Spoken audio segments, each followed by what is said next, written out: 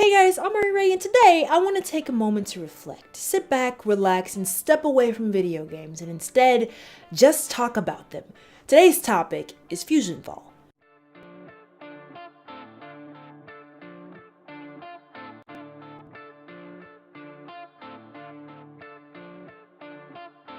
Now, I have been spending a significant chunk of time playing this game in the last few weeks, mostly because the nostalgia addict in me won't allow me to ignore it until I beat it again. What is Fusion Fall? It is an anime-style MMORPG released in 2009 where you join forces with an array of Cartoon Network characters to fight against an alien invasion of creatures from a planet called Fuse. That is freaking cool, right?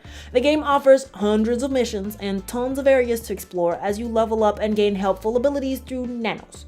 Tiny, adorable versions of the Cartoon Network characters that give you advantages as you progress through the game.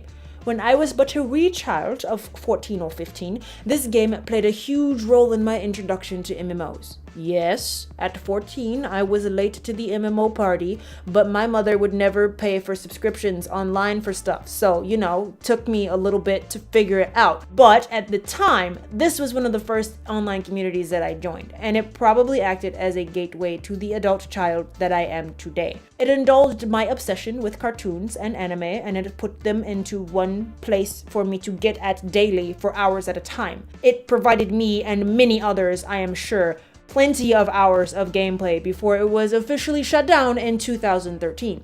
Recently, a group of fans have breathed new life into this game with the creation of the Fusion Fall universe and the release of Fusion Fall Retro. As it stands now, Retro is a re-release of the original game, minus any updates or additions that were added later.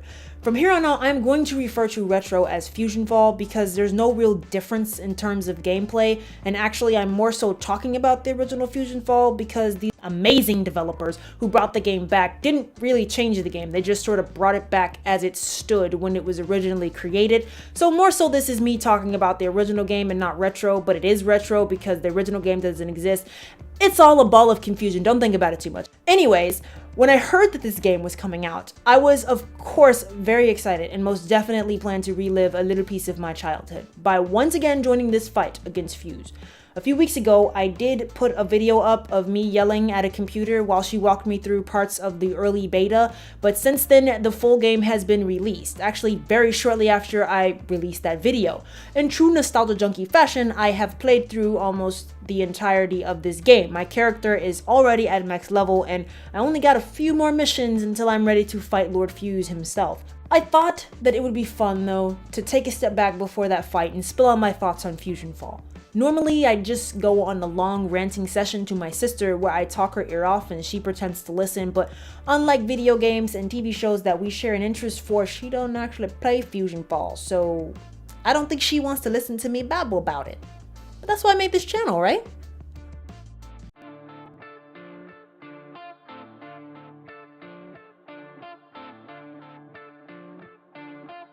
The world of Fusion Fall is probably one of the most interesting things about it. It takes some very recognizable elements from multiple Cartoon Network shows and molds them into one.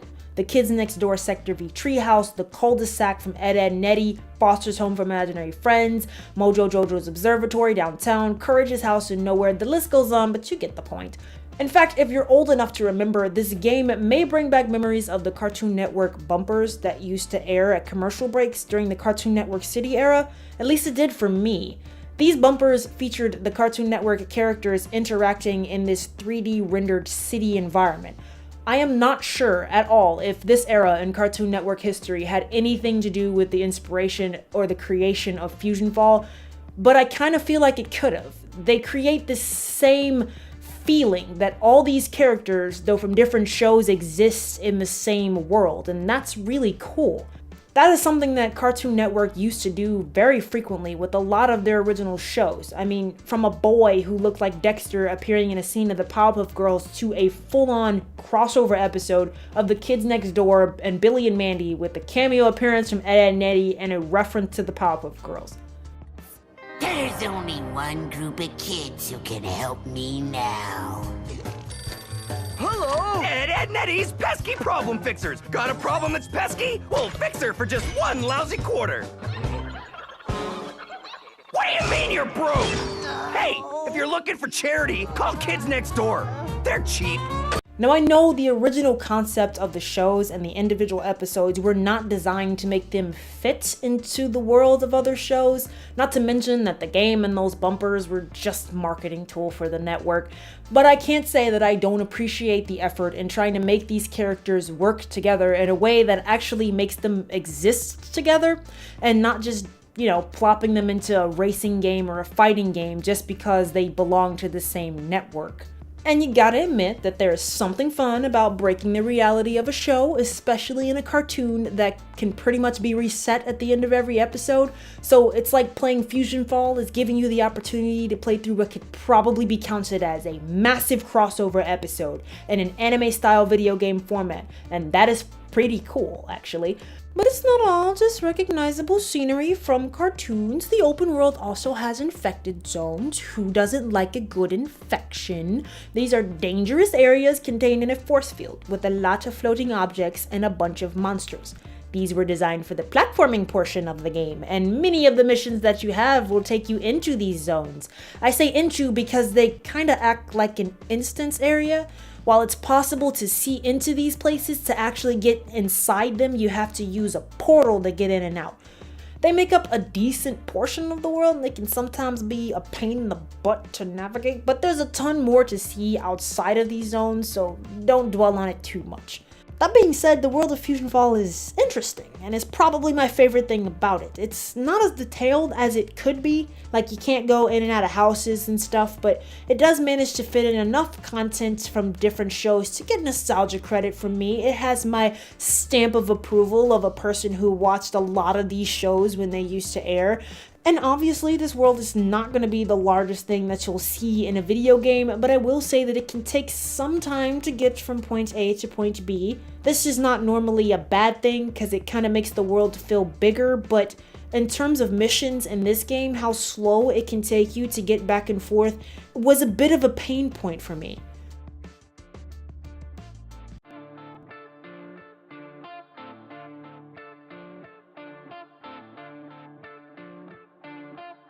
The missions of Fusion Fall is where the game starts to fall apart for me. In true MMO fashion, there aren't that many variations in missions outside of the standard go to this location, kill X amount of this monster, and then return to Cinder.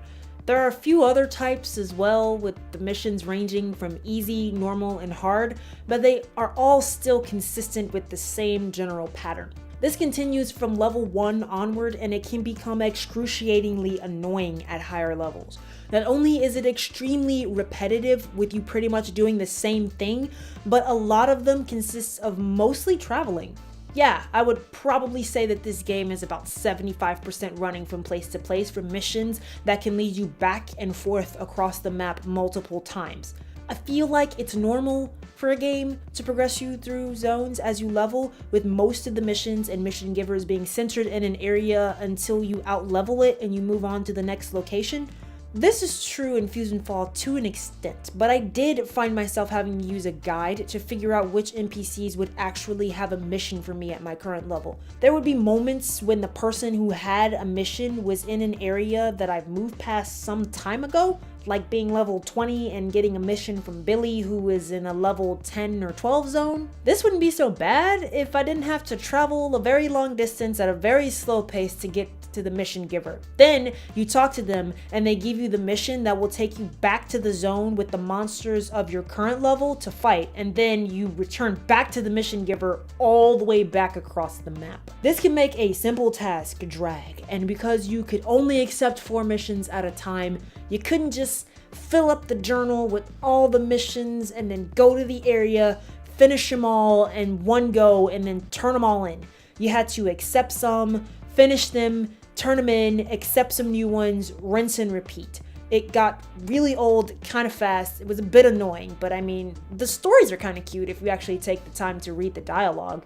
The monsters in the game also start to repeat after a while, with many of the designs being recycled at higher levels, and the last few areas of the game I noticed use the same 3 monster designs in every zone. It was a bit weird. It's almost like they ran out of ideas or something towards the end of the game, but whatever. Fighting these monsters is also nothing special, not to mention it's impossible to dodge them once they argo you. Backing up, shifting left and right, jumping, nope, nothing will work. You can't dodge. The only damage that you can avoid is this ground attack that they get, which is marked by a green circle on the floor. When that happens, you just gotta move out of the area and you won't take any extra damage from the attack. I'm not gonna talk too much about combat, but just know that if you're looking for a thrilling experience that requires a lot of skill and thought, this is most certainly not the game that you should be playing. Fighting can actually be kind of boring, with there being no real variation in fighting from creature to creature, just aim, click, and watch your health. Outside of fighting, there's also a matter of leveling. You should really have no issues with progressing through the game until you hit a certain point later in the game. We're going to talk about that in just a second. But first, let's talk about fusion matter. Throughout the game, you collect fusion matter, which is pretty much experience points. You get this every time you kill a monster, but it also comes from the completion of missions. When you get enough of this, you get to create your next nano, and that will simultaneously level you to the next level with its creation. So here's where the problem comes in. At some point, you will discover that you are out of missions and nowhere near having enough fusion matter to get to the next nano. So what do? If you've reached this point in the game, you have a limited number of options. You could switch guides and attempt to squeeze as much fusion matter as you can from completing one mission a level that they provide you up to your current level. But keep in mind that you can only do these missions once per character. Your second option is probably the one you're going to end up doing. Grinding. Killing an endless amount of monsters for a small amount of fusion matter until you get enough to level. This will happen pretty much every level after the first one where you run out of missions. I don't remember what level that this happens at, but let's just say it's at level 20. That means that you have 16 more levels to grind through before you're done collecting nanos. This happened to me when I originally played this game, and yes, the 14-year-old me spent many hours grinding and pushing through to max level because I wanted to beat this game and I didn't know one very helpful piece of information, and here it is. There are 36 nanos total in this game, but there is one that is the most important, and it is the very first nano that you get. Buttercup, yes! Powerpuff Girls rule! That's right, Buttercup is your savior. When you initially get this nano during the tutorial, she will have the stun ability.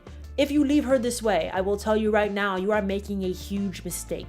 You should immediately switch her to the scavenge ability as soon as you got the means and the opportunity. This ability allows you to receive more fusion matter every time you have her active, and this includes when you turn in missions. If you make sure to have her active every time you complete a quest, you will not have to fill in the gaps for fusion matter until you're about level 31.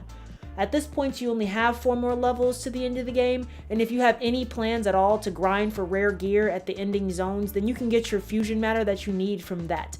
I took this approach with this playthrough, and I actually went ahead and completed every mission for my level before getting the next nano using my scavenge nano Buttercup.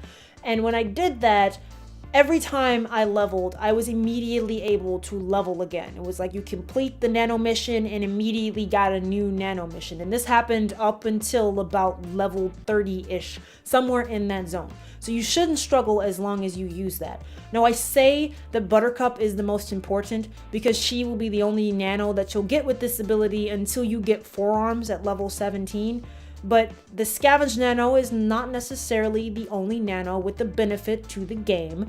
It's just the one that stops it from being a complete grind fest. So let's talk about the nanos that aren't used for fusion matter.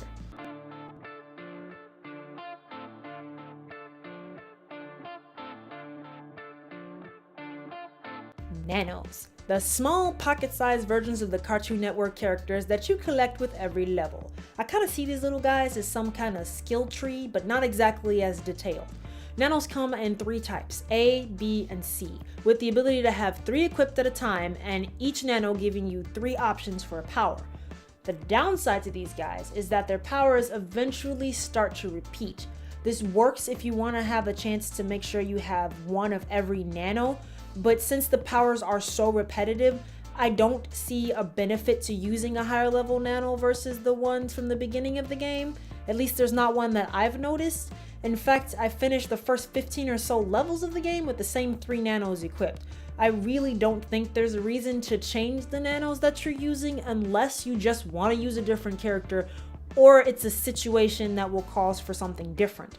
I say that because the set of nanos that you use when you're leveling may not be the same ones that you use when you're grinding for gear or you're working with a group or traversing through an infected zone. Even though there aren't that many variations in their abilities to choose from, I will say that the powers that they provide for you can make the world of difference when you are completing this game. Being able to run faster, jump higher, and heal yourself can make completing missions way faster and easier. Not to mention having the correct nano active when you're fighting a creature can give you an advantage. Similar to the nanos, the monsters of Fusion Fall are marked with types A, B, and C. As the game mentions, and you may notice, these letters matter, and each letter has an advantage over the other. A beats B, B beats C, and C beats A. If you have the correct nano active when you fight, you will have a stronger effect against the mob that you're facing. Make sure that you pay attention though, because the mobs can fight back. They will sometimes send out this sonar attack and it will target your nano. Normally the attack will be the appropriate color and type to defeat your nano, and if you don't react, your little guy will have their powers sapped. When you see this type of attack happening, you have to switch your active nano to the type that will beat the monster's attack and will negate it and send it back at the creature. Or at least I think it does. Not 100% on that, but I feel like they get a little bit of extra damage when that happens. For example, having a type B nano active might trigger the creature to attack with a type A sonar, and that will defeat your nano, because remember, A beats B.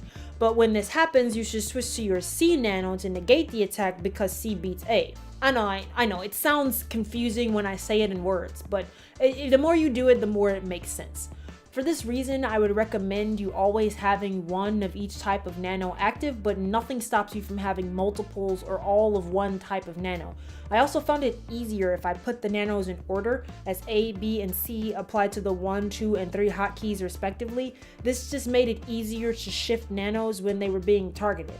If I know that I'm fighting with my type A nano bound to the 1 key and they're about to attack, then I should press the 2 key and that will negate the effect. Truthfully, the nanos are another factor that kept me coming back to this game. I mean, who wouldn't want a tiny cute version of their favorite cartoon character at your beck and call whenever you want? And dancing with these dudes is always fun. But I will say that the fact that you can only have 3 of them equipped at a time is kind of a bummer, and I do wish that there are a few more abilities that could make it worth using a higher level nano. All in all, if I remove the nostalgia goggles and you asked me if the original Fusion Fall is a good game, I would probably say no. Don't get me wrong, seeing all of my favorite Cartoon Network characters all together in a video game is awesome. I don't regret playing this game. Not back when I was 14, and not now that I'm 24 and I'm replaying it again. I will continue to play this game. Whenever there's an update, I will be there. But I think that this game is really for a certain type of person. I mean, despite it being repetitive with bad combat, annoying mission progression, repeating monsters, and a lot of grinding if you don't know the benefit of the scavenge nano early on, something about this game always brings me back, and I suppose that is what nostalgia does. Playing this game, it makes me yearn for the times of Cartoon Network's heyday, when they had an arsenal of really amazing original shows and didn't just flood the schedule with one consistent show and a few splotches of variety in between. It used to feel like all these shows mattered, and I think that stemmed from this united world that Cartoon Network created outside of the shows through crossover episodes, bumpers that featured all the characters interacting, this game. So if playing a pretty crappy game for a few hours a day can bring back some of those feelings I had when I watched these shows and played this game for the first time, then I say why not? If you're a nostalgia junkie like me and you enjoyed the cartoon age of original shows, then play Fusion Fall. You will probably get a kick out of it. But if you want a well put together and engaging game, and that means more to you than a world with recognizable characters, then I would probably suggest that you look elsewhere.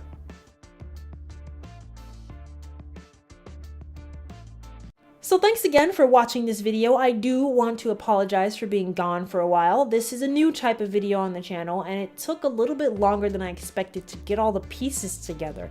It's the first video that I ever really wrote a script for, and I didn't really know how it was gonna turn out, but if you liked this video, then please give it a like, or don't, that's up to you. But I do want to thank you again for joining me in the very first reflection video here on the channel.